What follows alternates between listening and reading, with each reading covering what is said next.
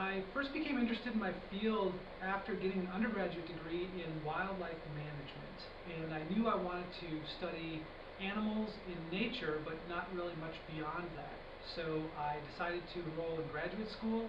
I just happened to get involved in a research project studying songbirds, and I loved it so much I just kept pursuing that. And so now, with more college degrees and a full-time job at the Natural History Survey, I get to study birds and how they interact with habitat and the environment, their behavior, all kinds of things associated with birds. My college experience best prepared me by teaching me the value of learning about things, gaining experiences, doing different things, and college gives you a lot of freedom and flexibility to explore different aspects of things that might be interesting to you, and then trying to, through the process of elimination, settle on the thing that you are really passionate about. And so college in general, whether it was undergraduate or graduate school, really was a driving force in kind of pushing me to the next level all the way through. And the opportunities that were available and that I took during those college years are kind of what helped get me to where I am today. For college students, I think now more than ever, we need young, bright minds going after some of the toughest questions that we're going to be faced with in the coming decades and even centuries. And that is, how do we kind of all coexist on this planet, that being humans and every other kind of organism, without destroying the planet? And I think that we're not quite yet at a crisis level, but we're approaching that. And I think for students to become involved in green jobs are the kinds of jobs that allow us to better understand how we can leave less of a footprint on the planet and basically still have the resources that we need to exist without actually destroying the environment. What drew me to work at the Illinois Natural History Survey was some of the scientists that were there when I was looking for opportunities for a PhD in graduate school. And so I actually came to the University of Illinois and started working on a couple of research projects studying birds in Illinois, and ended up rolling that into a PhD project here.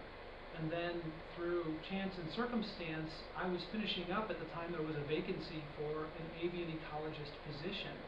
I applied, got an interview, and kind of hit the ground running because I had already had several years of experience in Illinois studying birds.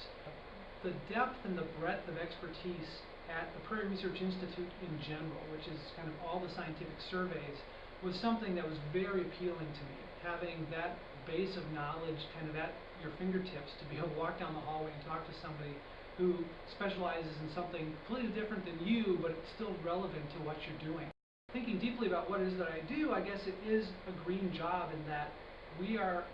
Natural History Survey staff and scientists. We tend to do a lot of research out in the wild,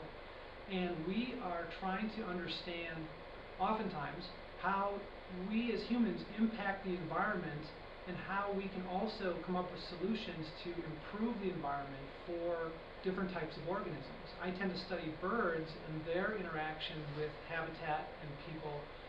but a lot of the projects that I've been involved with have been facing issues where how can we conserve or how can we preserve specific natural areas, and what is the benefit of doing that for the different types of plants and animals that are out there. And I think that in that regard, as there's more and more pressure to use resources, we are also trying to study how to conserve those resources at the same time. Some of the research that I've been involved with is studying the effects of reforesting areas in southernmost Illinois that had been forest at one point, but then had been converted to agriculture, and now are being bought back and put back into forest, with the idea being that by doing so, we're creating large, vast blocks of forest habitat, which a lot of different types of organisms depend on. And so the kind of economic side of that is that the farmland was kind of sold to unsuspecting folks in floodplains, and we've had a number of historic floods in the past few decades, which has made it really difficult for a lot of the farmers in these floodplains to continue getting crops harvested from those areas. And so different types of conservation organizations and agencies have been buying land at fair market value from these different folks. Basically, the land is best suited as bottomland forest in this case.